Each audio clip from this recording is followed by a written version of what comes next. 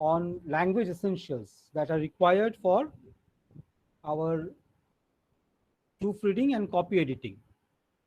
For this, we will be focusing mainly on different aspects of composition, the language composition, and we will try to see whether editing and proofreading, these things can be done in a proper manner or not. First of all, I would like to define what editing is. Then I will talk about proofreading. So although these are almost identical in nature, but editing and proofreading, these are two different tasks. Okay, for editing, usually we have editors. For proofreading, we have proofreaders.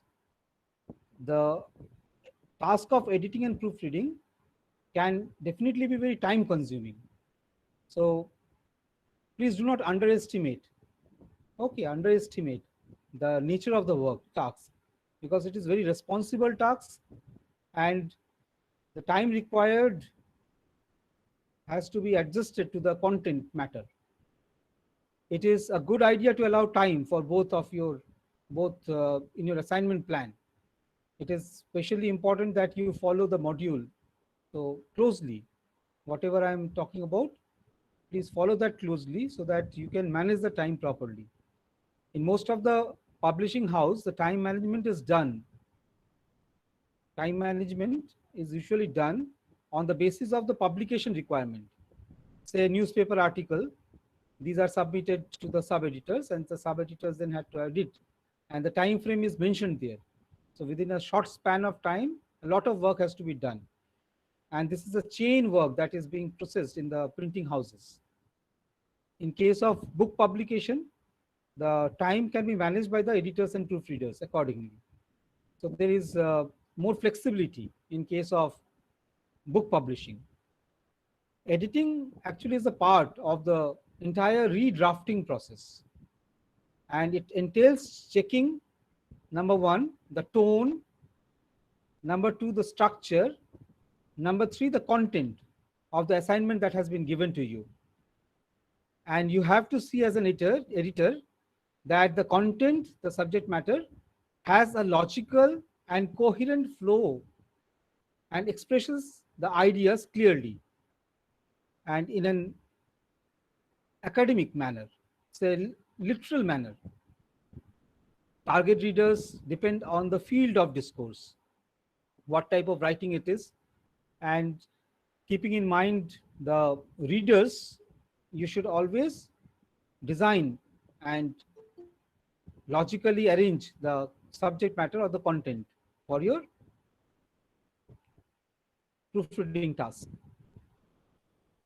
As far as content is concerned, we have to see that whether all the elements of the assignments, okay, these are taken into account or not.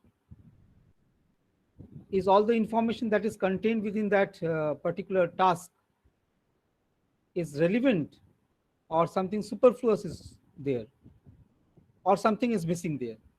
So as an editor, you have to judge that whether all information contained within that particular task is full or not, complete in itself or not. So it is also your task to see the word limit, and in some cases in the typeset, the word count is also done. So plus minus 10%, that is the general view that the editor always takes according to the content and the nature of publication. Say in newspapers or magazines, the flexibility is limited as far as content is concerned. So you have to fit in the content in that particular space. Even in case of book publication, we have this contingency related to the availability of space for print. So the subject matter, content matter has to be adjusted to the space that is usually given for publication. Say if a chapter that you are editing moves on to a paper, last page, where only just one sentence is there in the last page. So you have to edit a bit so that it can fit into the page. In some cases, in book publication generally, the chapter usually ends in the recto page. on the left page. Okay, sorry, verso page on the left page, and a new chapter begins on the recto, right, R for right, recto. Okay, so in the converse page, usually a chapter begins. So naturally, the last chapter that you are editing, if that comes to the odd page or the recto page, you have to edit a bit and fit that subject matter, content matter into the verso page. So content editing is required. In case of digital printing and web printing, nowadays even web technologies, the content writers are employed. Lot of employment opportunities are there for the content writers, for the internet technologies, online web technologies. So there also the space is limited and content has to be adjusted, accommodated according to the space that is given. Within that specified space, the language should be precise, logical, comprehensible, and well structured. So grammatical errors are to be avoided in case of run-on writings, regular flow writings. In case of captions, phrases are usually used. You know what are noun phrases, prepositional phrases. The phrases are usually used. So complete sentences are not used in the advertorial languages, in the language of advertisement. So the expression, usually in a lengthy essay, an article, the expression should contain an introduction, a proper introduction, and a proper conclusion. That is the compositional aspect of a work. So compositional aspect should be taken into consideration. You have to see whether the introduction in the chapter or in the work actually provides an overview of the intention of the writer, and whether the conclusion actually draws together the main points that are made in that particular chapter. In case of creative writing, again, you have to see the structure, but there the author's permission is required, and editors interface with the author can make the text printable text. So transformation of a manuscript into a printable text requires a coordination between the author and the editor in case of creative writings. But in case of general editorial works, the editor must look into the introduction, the body, and the conclusion, and see the logical coherence in the entire text. You have to see whether each paragraph express one point or idea successfully, and whether that particular paragraph is linked to the succeeding paragraph. So preceding paragraph and the succeeding paragraph should have a link, but independent point or idea should be expressed in that paragraph. We know what paragraph division is, and that paragraph division is also there to help you to logically represent the idea. So you have to look into that, whether a paragraph is lapping or not, whether the paragraph is consistent and has a unity in it or not. Similar informations are to be kept together. Say you're editing a text where the paragraphs are there, well organized. Each paragraph has its own independent content. But in that case, you have to see whether the similar arguments are placed in a serial order or not. Usually the creative writers do the mistakes. They sometimes become very careless regarding the arrangement of the paragraphs, the logical arrangement of the paragraphs. Even within the paragraph, the sentences are to be logically organized. The paragraph itself is a composition, independent in itself, but it has to be related, linked to the preceding paragraph and to the succeeding paragraph with an internal coherence. There should be an internal coherence, a unity of expression in case of a paragraph. All the similar paragraphs should be kept in a serial order, in a logical manner. And you have to see whether the sentences are easy to follow or the sentences are too long, trite, contrived, and not readable. So readability is an index of good expression. The editor's task is to make convert a manuscript text into a readable text. So here the task is much more different than that of a proofreader. Proofreader has its limitation. Proofreader cannot do much more than the text. Okay, the proofreader cannot edit the text, amend the text, add something new to the text. Rectification or correction is done by the proofreader, while the editor has that advantage of making the text or the expression of the text more logical, comprehensible, and readable. So you have to use supporting evidences. You have to see whether the paraphrases or summarization of the article is done or not, especially when the space is limited. Sometimes you have to reduce the length of the paragraph and have to select some information. But even when you are editing, rejecting a lot portion of the article, you must always see whether the things that are printable, that are logical and comprehensible or not. So you should see whether everything in the text is original or not. And if anything is quoted there in the text or references are made in the text, the acknowledgement is made or not, even to the author of the theories, ideas, concepts that we usually use in our work. Say, if you are writing a general statement, universal statement, you don't have to quote, say, sun rises in the east, a general statement. You don't have to make a quotation. But when you say that the earth is still and the sun is still and the earth is on move, when you quote this, you have to refer to Galileo. Okay, the source from where you are taking this information. So as an editor, you have to see whether whatever is there quoted in the text has been referenced or not. There is an acknowledgement to the authors of the theories, ideas, quotations, concepts that are used in the work. You have to see whether the resources that are used in the text are updated or not, up to date, appropriate and up to date or not. Say if an article is on demographical profile, if that demographic profile is using the census data of say 2001, okay, we have 2011 census data. So you have to see whether the data has any relevance in the text or not. If the article is to be published today, it has to have the latest data.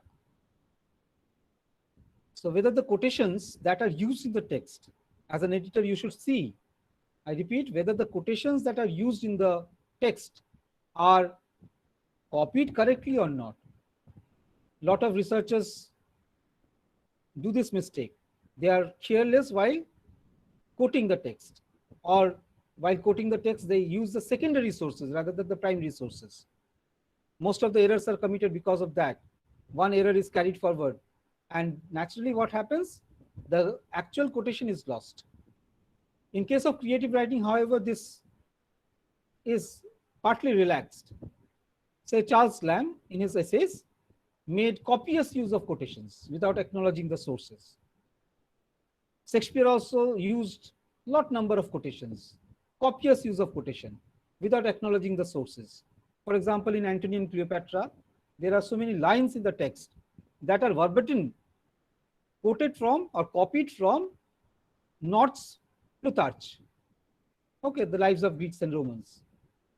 Shakespeare is a creative writer, so during that time, the concept of plagiarization was not so strong. And as because he is converting that into a performance text, that license is given, is there for the writer. But present day writers do not have this license. If they quote something from other, copy something from other, they have to acknowledge. Otherwise, the writing becomes an act of gross violation of the existing laws and rules. So you have to see whether the quotations are properly copied or not.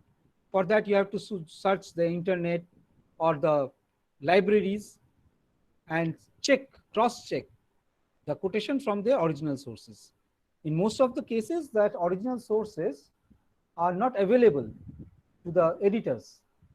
In that case, the editors cross-check that with the author and ask the author whether you have cross-checked the original quotation or not. If not, then please send me the source material. so that as an editor I can check whether that quotation has been properly quoted or not. Especially in case of academic writing, we must be very careful regarding the use of quotations, as these are used by the students and scholars, researchers for furthering their academic interest. Any kind of misquotation can lead to dangerous consequences. So that should be avoided, and the editor should be very careful, very responsible while editing the text. So along with the reference, acknowledgement, and the tallying of the exact quotations or copies of the quotation, the editor has to have the supportive evidence. For an editor, therefore, the task to summarize is that of a person who is transforming a manuscript into a printable text. And whatever is printed as a matter in the text is the responsibility of the editor rather than that of an author. Okay, whatever is published in the text is the responsibility of the editor rather than the author, especially when the author is submitting a manuscript of the text. So in between the editor and the author, or the editor's desk and the printing desk, there is another person called the proofreader, just to check whether the task of the editor has been done properly or not. And it is a task of the proofreader to see whatever correction has been done in the manuscript has been incorporated in the text or not.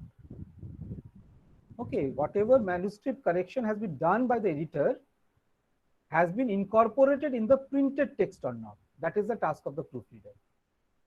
So if in the final printed edition some errors are there, especially typographical errors, structural errors, stylistic errors, okay, even factual errors, the proofreader will be deemed responsible for that. Okay, therefore the task of a proofreader is also very responsible. And the combination of these three persons, the author, the editor, and the proofreader, actually makes a task or printed matter, the text, possible. So now let us see what is proofreading. Proofreading involves checking the content and appearance of the content, say the manuscript content, the content of the written work, for any kind of errors.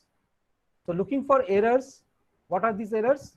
Number one, typographical errors, means typing errors. Okay, number two, errors in spelling.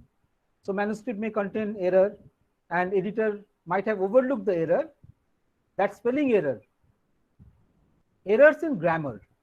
Okay. So from manuscript, when editor has already approved that, it is not the task of the proofreader to just copy paste that one without going through the text. While the editor is more focused on the content, on the subject matter, on the expression, a proofreader is more focused on the printed text, on the printable text, on the stylistics, on the structure. So it is a conversion of handwritten material or copy edited material into a proofread material for print. Therefore, a proofreader should also check the grammar and ensure that the text is presented in a style that actually meets the requirements, the purpose of that publishing. Proofreading is an essential final stage of the print assignment, of the writing process assignment, and it should not be overlooked.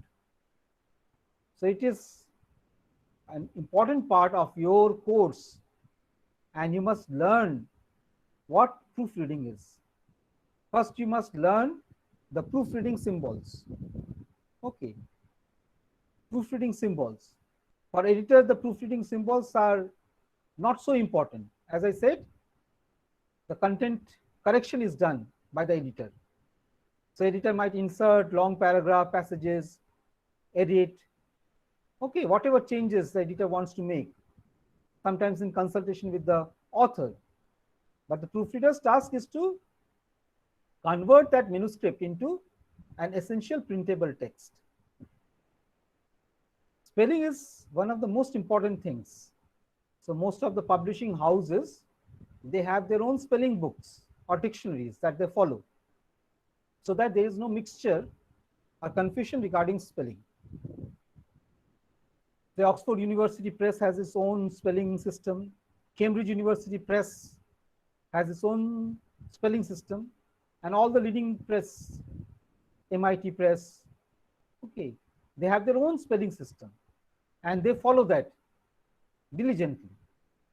Spelling is an important aspect for the proofreader, because proofreader is making a manual editing of the text, okay, even in the digital medium. And the proofreader should not rely on the spell checker, especially in the Word. When we type in the word, there is a spell checker, and as a proofreader, one should not depend on the spell checker. So this will not pick up certain typos, typographical errors. Say if you are typing from, and mistakenly you have typed FORM. So from and form, both are correct words, and the spell check won't be able to identify which one is the right one in that particular context. So it will not underline the word in the Word format. So minutely, the proofreader must see whether the words are in the proper shape and size and spelling or not. Say similar sounding words are there. So many similar sounding words are there. Then instead of DEER, you have typed DEAR, dear. Both the spellings are correct, and the spell checker will not be able to identify any mistake. But if you are trying to offer a rose to your dear one, you simply offer that rose to a deer. That deer will simply eat the rose. So that spelling check should be done on a manual, physical way. So you should ensure that the correct words or usage of words has been done or not. Say the words like to, TWO, TOO. So there can be confusion regarding this. The spell checker won't be able to identify this.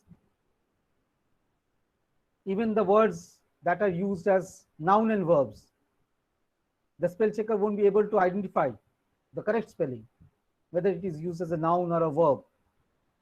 So it is a task of the proofreader to be careful regarding the spelling of the words.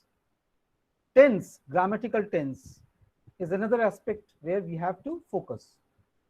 Most of us who write English commit errors in the usage of tense. We also commit errors in spelling, in the proper use of words or expression. But most of the errors are based on the use of tense, the mixture of tense in the same line, non-agreement of subject and verb, the use of passivization in inappropriate place. Indian writers have the problem of using present progressive, ing words that appear to be superfluous. So use of infinite verb is rarely done.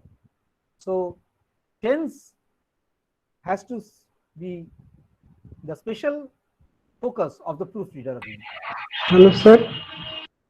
Yes? Sir, why a progressive tense is superfluous, sir? Excess use, I say. So say your questioning habit. If I use your questioning habit is good. Okay, your questioning habit is good, but questioning and questioning on the same question, what you are doing is bad. Okay, see, I have used ing words so many times. So in Nissim Eskel's poems, you will often find this use of pidgin English. This is usually called the pidginization. Too much of ing words. So Indians have a tendency of doing things in the progressive tense because of the interference of mother tongue. Okay, so that should be avoided. In a sentence, one or two progressive word tense might be there, but we have a tendency to use excess of it. Okay, that has to be avoided. Okay, sir. Okay, subject verb agreement. Subject verb agreement.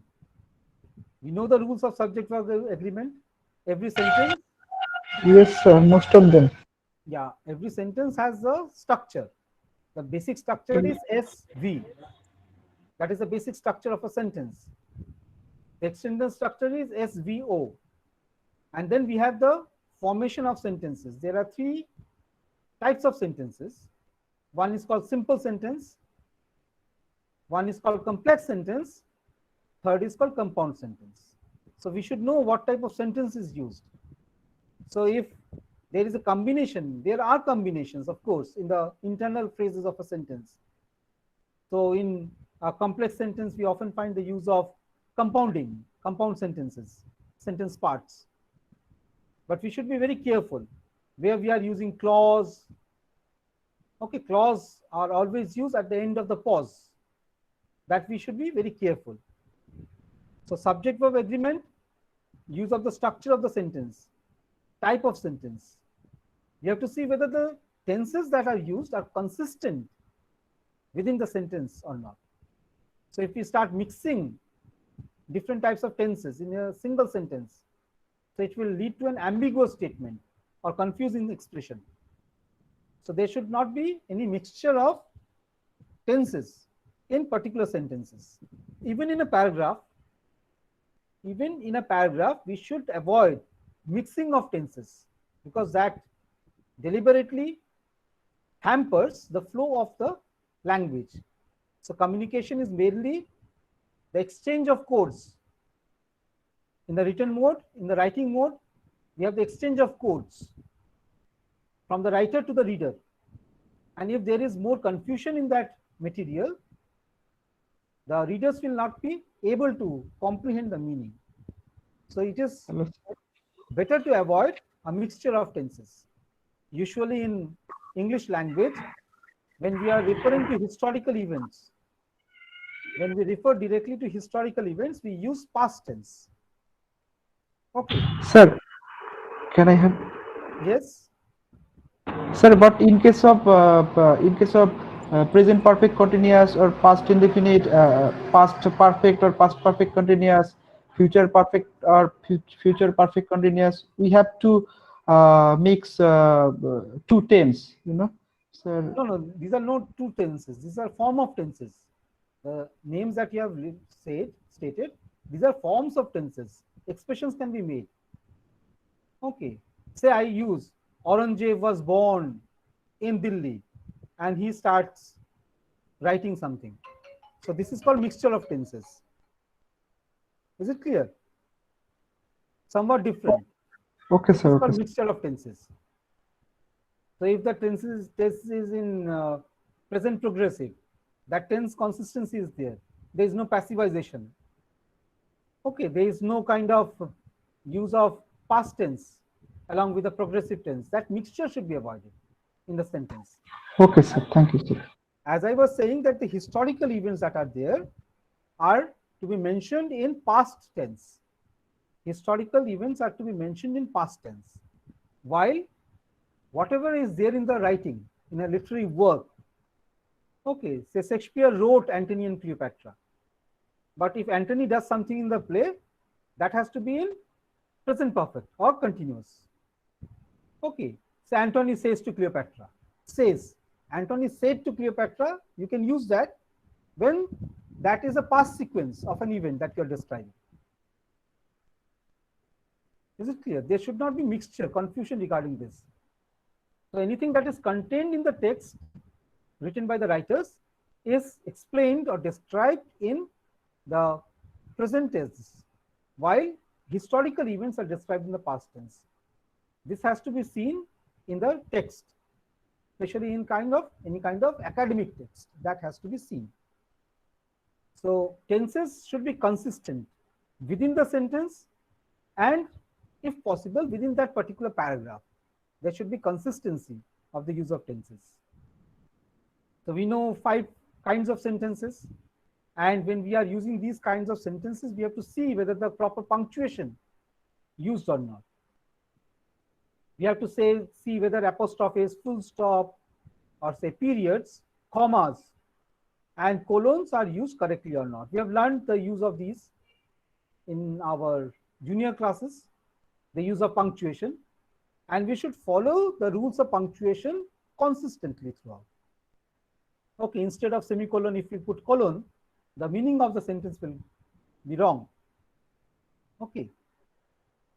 Comma, semicolon, colon, these have different functions. Instead of hyphen, if we put dash, hyphen and dash, they have different functions. So we have to be very careful regarding the use of punctuation marks. And that should be consistent with the structure of the sentence. So in the sentence structure, we have to see subject verb agreement, the proper use of tense has been done or not, whether that tense is consistent, if it is a recounting of the past events, historical events, whether the past tense has been properly used or not, and whether if it is reference to the living text, text lives. Okay, writer dies, but the text lives. If within the text something is described, whether the tense is correct or appropriate or not, whether the proper punctuation marks are used with reference to the construction of the sentence, then the proofreader should also focus on the language essentials. In language essentials, as we discussed earlier, capitalizations. We have to see whether capitals, okay, uppercase letters have been used where necessary or not. Capital letters, as you all know, are used for personal names, organizations, okay, or at the beginning of a sentence. In case of creative writings, even the writers like E. Cummings, they use the small initials, small letters while writing their name. Formal structure of a poem, sometimes written in free verse, may contain a letter that is in the lower case at the beginning of a sentence. So apart from the creative writings, usually in a text, ordinary normal text, we should always follow the rules of capitalization. You have to see whether the words that are used in the text are used in a proper manner or not. By proper manner, I mean that whether a single word has been frequently repeated or not. Okay, you have to see this. So we know that authors are wordsmiths. Creative authors are greater wordsmiths. They have large vocabulary of words. But in case of ordinary writers like us, we have a tendency of using the same word again and again. Especially in the conversational language, we use the same word again and again. But in a written text, you should see whether the same word has been frequently used, has been used again and again within a paragraph or an essay. In that case, if you find the same word being used, try to search for synonyms, replace the word, okay, to make it more interesting. But while replacing the word, don't make it complex.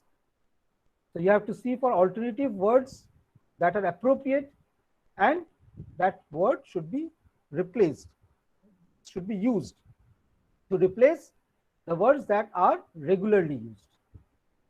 You have to see whether the language that has been used in any kind of academic essay is suitable for the target audience, especially the standard of the target audience.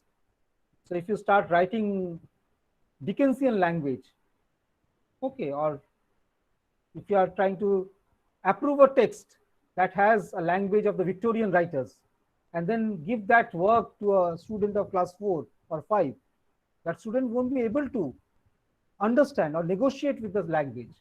So you have to be very careful whether the language is suitable for the reader, target reader or not.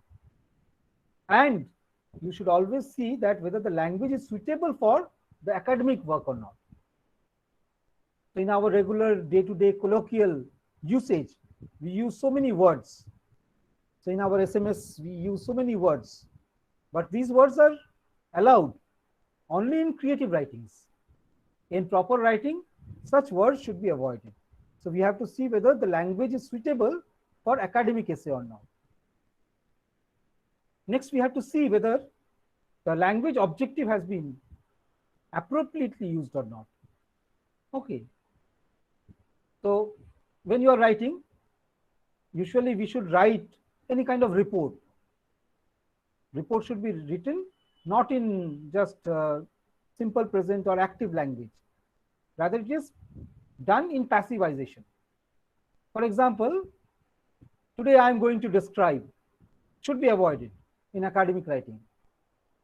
So it should be, this essay will describe. You understand the difference? So there is a passivization of the sentences, especially in report writing. So in the abstract, I would like to provide, usually in the abstract that you have submitted for your papers, as you were learning the things, you wrote like this. So usually what is done in academic writing is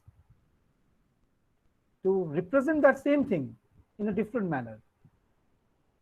Okay, the essay will describe, then you continue the sentence. That is the structure. Whether the contractions, okay, sentence contains several words and word contractions are used regularly, especially in creative writing, we have the word contractions. Even in academic writings, we sometimes find the contraction of words. But usually in academic writing, such contraction of words should be avoided. Okay, whenever it is feasible, please avoid the contraction of words. So in dramatic text, such contractions are essential. Say can't, okay, don't, isn't. So these are essential for a dramatic text. But when you are writing a prose text, you should always see that such contractions are avoided. And language contraction, okay, language contraction is not favorable, especially in academic writings. Expand the language. Say can't, don't write, write cannot. Okay. So rhetorical statements should be avoided in academic essays. Rhetorical statements should be avoided in academic essays. By rhetorical statement, we mean that asking questions, okay, answers with yes or no, or simple rhetorical questions should be avoided. If it is appropriate for the text, you can use that. Such rhetorical questions are always there in the creative writings, but usually in academic essays, such kinds of rhetorical questions should be avoided because it confuses. If the rhetorical question has an implied answer, yes or no, and you're trying to converse with the readers, if the readers has divided opinion regarding that, the reader might get confused. So such rhetorical questions should be avoided. So as a proofreader, you should see the language, whether there is a clarity of expression or not. I talked about acronyms in the text. So acronyms are also the public acronyms, shortening of words, shortening of the phrases into acronyms, abbreviations. So these should be publicly accepted ones. Don't create acronyms in the text. And if the writer has created acronyms, expand that acronym. Okay, or use that in the note, expand that, explain that. So acronyms, when they are used for the first time in a text, it is essential for you to see whether that acronym has been explained or not in the text. Whenever that acronym has been used for the first time, say WHO. If you are using WHO in your academic writing, when you are using WHO for the first time, so try to expand that. So in newspaper articles, we often find this. So if an article contains a long discussion on WHO, in the first paragraph, WHO will be expanded, and then the abbreviation will be used, so that the readers can easily negotiate between this expression and that abbreviation, acronym. This is especially applicable to certain things, say SCO. Last day I was seeing the newspaper, the news, and there our Honorable Prime Minister was talking at the SCO meeting. Okay, I could not understand what this SCO meeting is, and the newsreader was never saying what SCO is. So it creates a kind of communication gap. Okay. So this should be avoided. When you are, as a proofreader, checking a text, you should see whether that acronym has been expanded at the beginning of the text or not. Colloquialism is good for creative writing. Okay, good poets are there who use colloquial language. Songwriters are there. Say Bob Dylan uses a lot of colloquialism. But such colloquialism should be avoided in writing, usually in formal essays, academic essays. Because when you are writing an academic essay, you should be thinking of the posterity. Okay, about the readers, anonymous readers, whom you do not know, and to the posterity when the text will remain. So author dies, the text remains. And the universality of the text depends on this. So colloquialism should be avoided, and a more formal language should be used.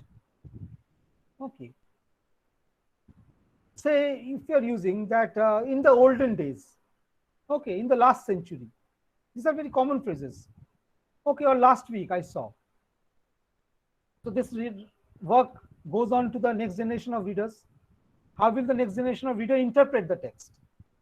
So for 21st century, which is our last century is 20th century. So you have written a text in 21st century and you are mentioning the last century, it is okay. But for the readers of 22nd century, it will create confusion. Or a text that is published in the 20th century and we are reading in the 21st century, and it is simply mentioned that in the last century, what will happen?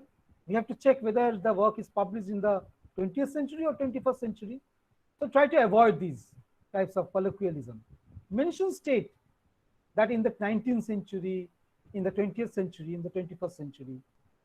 In the last month, if someone uses, in the last month, the government became suddenly aware of the consequences of this. So last month, which one is the last month? So we have to search for the publication date of that article, whether the article is published in the month of November. So we have to check. The last one is October. The readers don't have that time. So it is very easy to state that particular date. Time should be stated. And colloquialism, expressions, as we know, language is very dynamic. Language keeps on changing. The language that we have been using, say in the 20th century, are no longer in use nowadays. So when we were students, we used a lot of college words, okay, for our own communication. But these words that we shared among us, sociolate or Kant, these are no longer audible or present in the modern 21st century. So if a writer uses that type of colloquialism in the writing, what will happen? The readers will find it difficult to understand. So what is to be done is to focus on formal language rather than the use of colloquialism. As a proofreader, when you have done your task using all the proofreading symbols, okay, you should also work on the style sheet properly. Okay, the style sheet required for that particular publication. Okay, whether the correct style has been used, you have to check your assignment, follow the guidelines strictly. So we have a lot of call for papers nowadays. Call for papers. So in the internet, if you search for call for papers, you find so many call for papers. And in most of the call for paper, we have instruction. So last webinar also, there is an elaborate instruction to be followed by the contributors. So you should follow clearly the editorial guidelines that are given while writing the text. As an editor and proofreader, what is your task? You have to see whether that style sheet that has been recommended has been followed properly or not.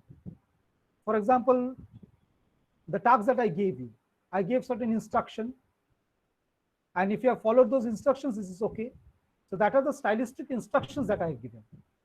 So you should be very careful regarding the stylistic, okay, correct style stylistic aspects so that while proofreading, you do not commit errors. So you should see whether you are using the correct style. You should check the guidelines for that, whether you are using the American style, the Chicago Manual of Style, PMLA style. So with minor difference, these styles are the same, but you should be careful regarding this. Say indent space.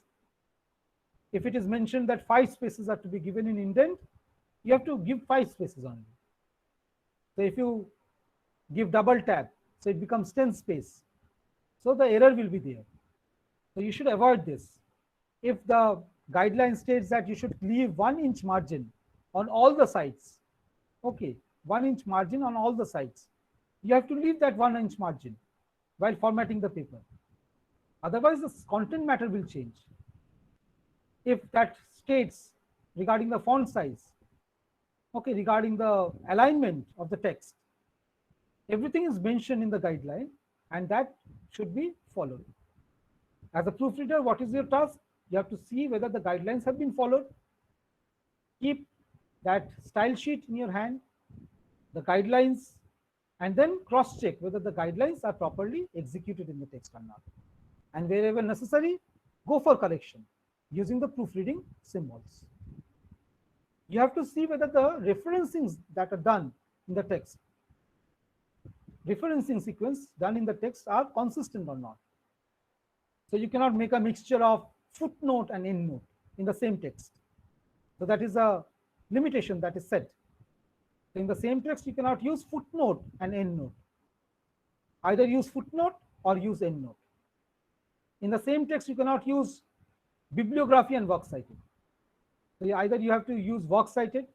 Works cited refers to only those texts that are cited in the body of the article, in the composition.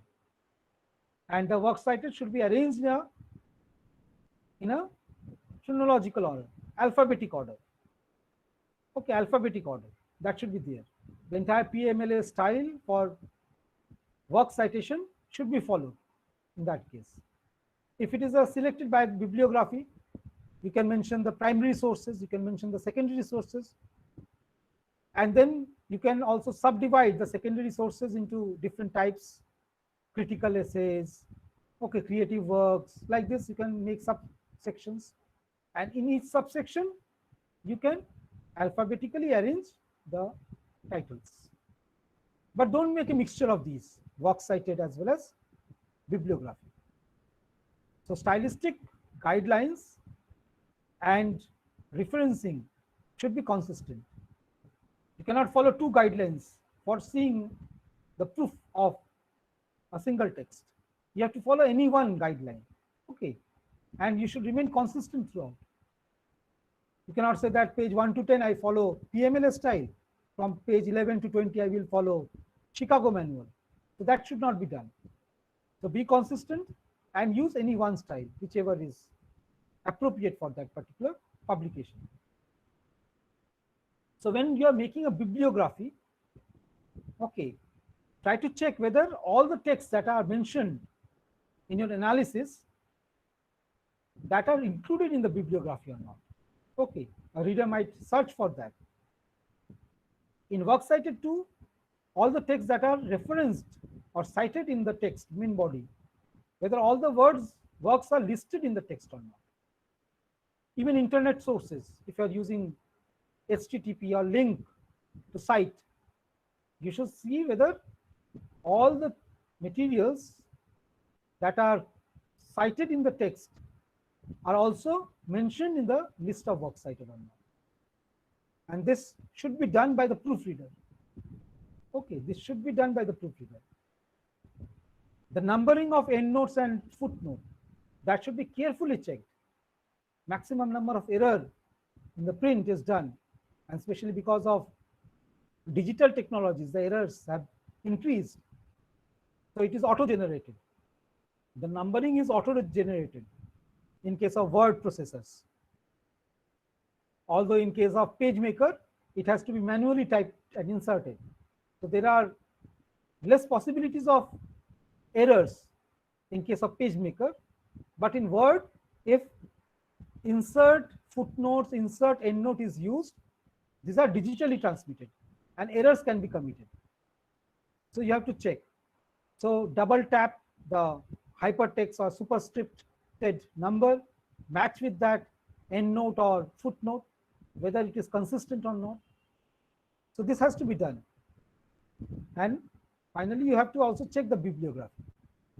So as far as the style is concerned, again I said the guidelines are issued and the guidelines should be maintained, followed properly. Every written document is a presentation, and presentation is also a composition, having a unity. So if a particular line spacing is mentioned, please follow that line spacing. Line spacing means between the lines. So it can be single space, it can be 1.15, it can be 1.5, it can be double space. So whatever is stated, say for example in your dissertations, MPhil dissertation or fourth semester dissertation, yes, you have fourth semester dissertation, you have to maintain double space between the lines. And if guidelines give you this instruction, you should follow that carefully. In case of your dissertation, you are your own author, your own editor, your own proofreader and publisher. So your task there for a dissertation is much more difficult. Usually a person performs any one task, either as an author or as an editor or as a proofreader or as a publisher. But in case of your dissertation work, you have to perform all these four roles. So you have to learn this. Whatever type of stylistic requirements are there, that should be followed. I talked about the margins, and margins should also be carefully followed. Even the header and footer, if there are any, that margin should be followed. The title, the surname is used along with page number in case of academic writing on the right top according to PMLA style sheet, and that has to be ½ inch. Okay, that space, that should be followed, whatever is mentioned there. Similarly, font size. Okay, font size, just to increase the number of pages. What we do in our answer script, we make our handwriting large, as if the examiner will count the number of pages and mark us. So in case of dissertation also, we have this tendency to increase the font size to make the work look voluminous. But research articles are to be written using the prescribed font size. Okay, if it is mentioned Times New Roman 12, that means you have to follow that particular font size that is mentioned. And this font size should be consistent throughout. The font type, font size should remain consistent throughout. As we find in the newspaper, you have done the newspaper work.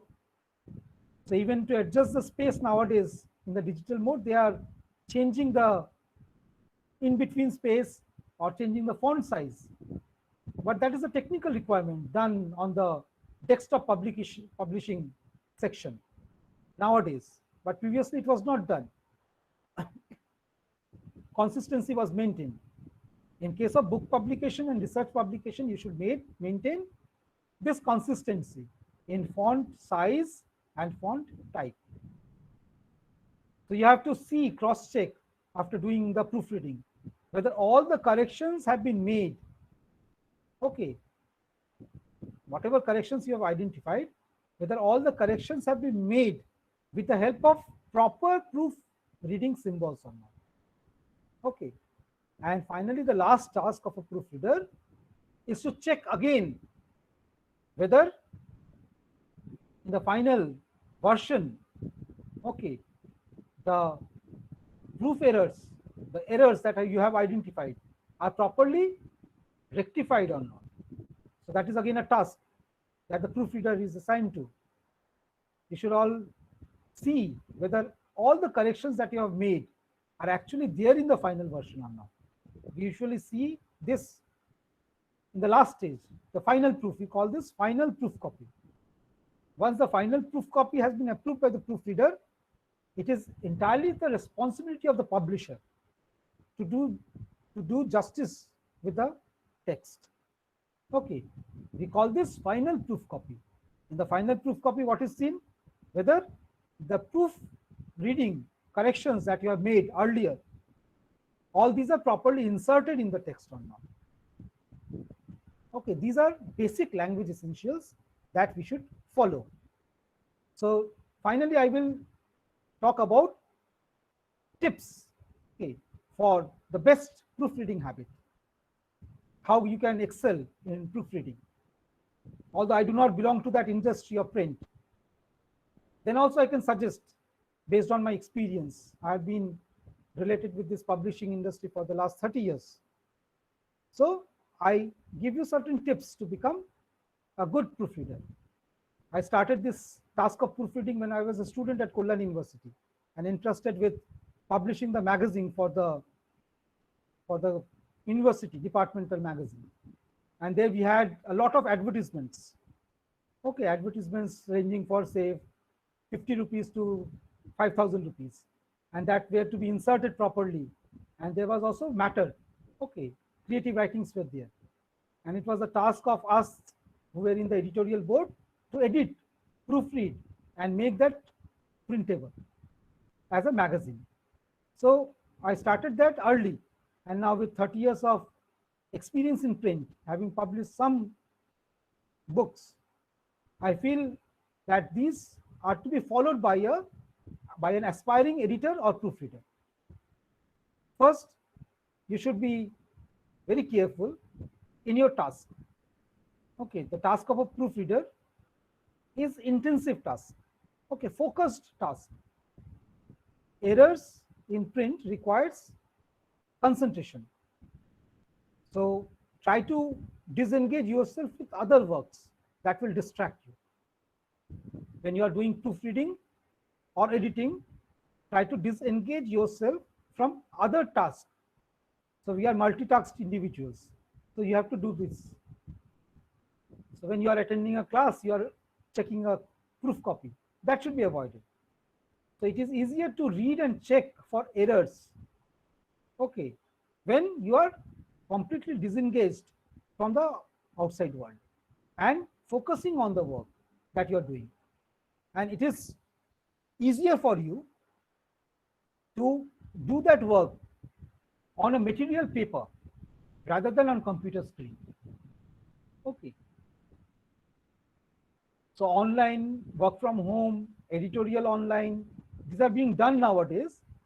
But if things are there, okay, printable text are there, go for checking of error or proofreading on the original text, on the printed text. Okay, on the printed text rather than on the computer screen. Second tips, errors recur. Okay, so there are errors that we commit and there are mistakes that we commit. Okay, mistakes are something that we know, but when we are doing that, we overlook that and do that mistake. Errors, on the other hand, are things that we do not know. Say the spelling of the word grammar. Okay, word grammar. I'm repeating this consciously because even in examinations that you have already written, so at least 50% of the students use a wrong spelling for the word grammar. Even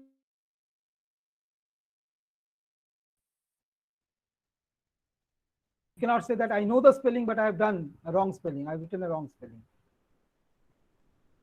So every time you are using the word grammar, you are using GRAMMER, if that is a mistake. Okay, yeah, we cannot consider that as a mistake. That is an error, serious error, lapse. And that error will keep on continuing. A proofreader should be very objective and should be aware of the errors. His own error, her own errors, as well as the errors in the text. So that any error is not overlooked. Same errors recur within an assignment. Okay. If you are aware of that, it is easier for you. Say, for example, the spelling of separate. Okay. Separate. The sound, you write that and you write a wrong spelling. So if you don't know the correct spelling, what happens? Every time you write the word separate, there is an error. Say a phrase, in spite, there is a space in between. These are two words. So if you use that as despite, despite on the other hand is a single word.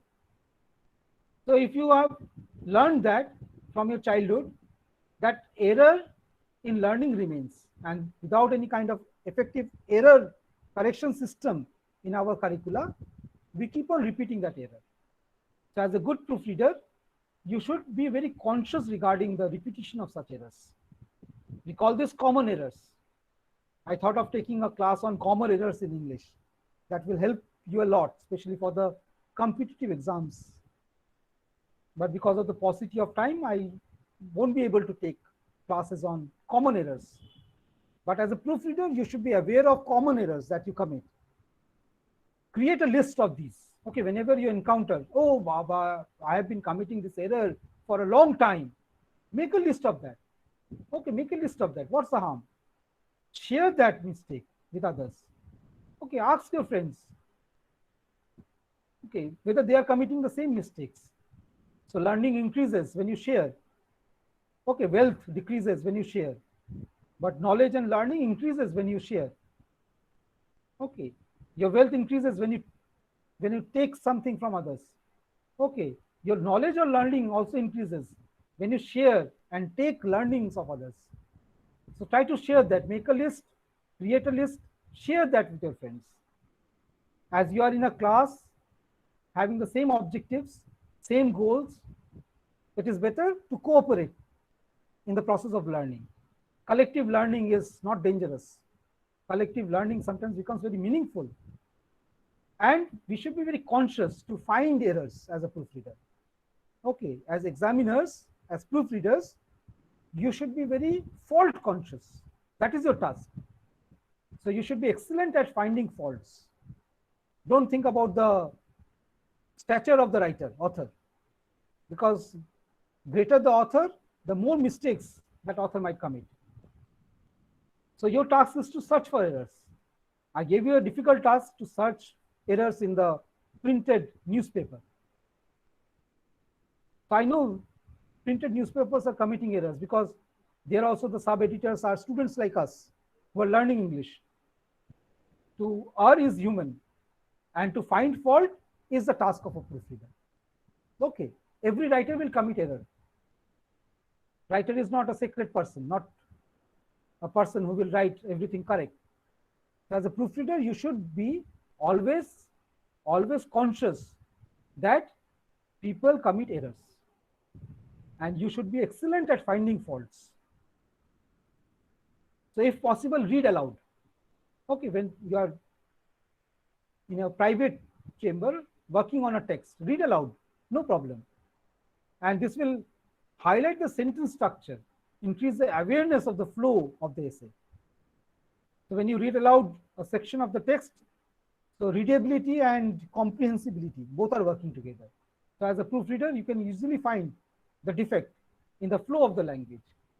You can easily find whether the sentences are too long or too short, appropriate or inappropriate, communicable or non-communicable. So read aloud the sentence, no problem.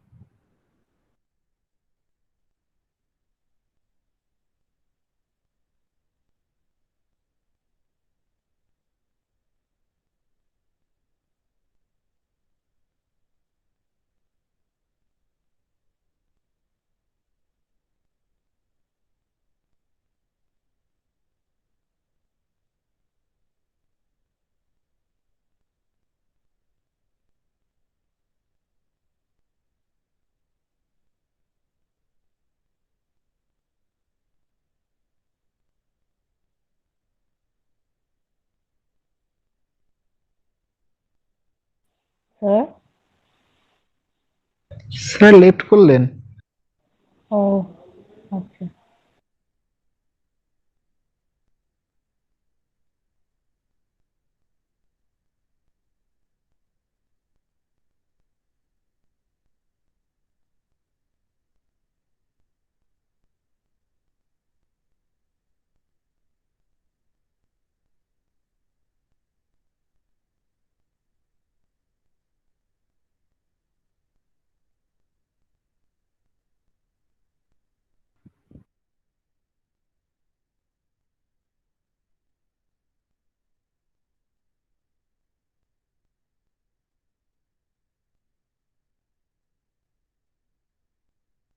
Sir, unmute yourself.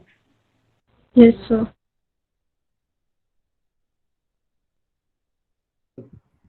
but not audible. Now am I visible? Yes, sir. Yes, sir. Audible? Okay.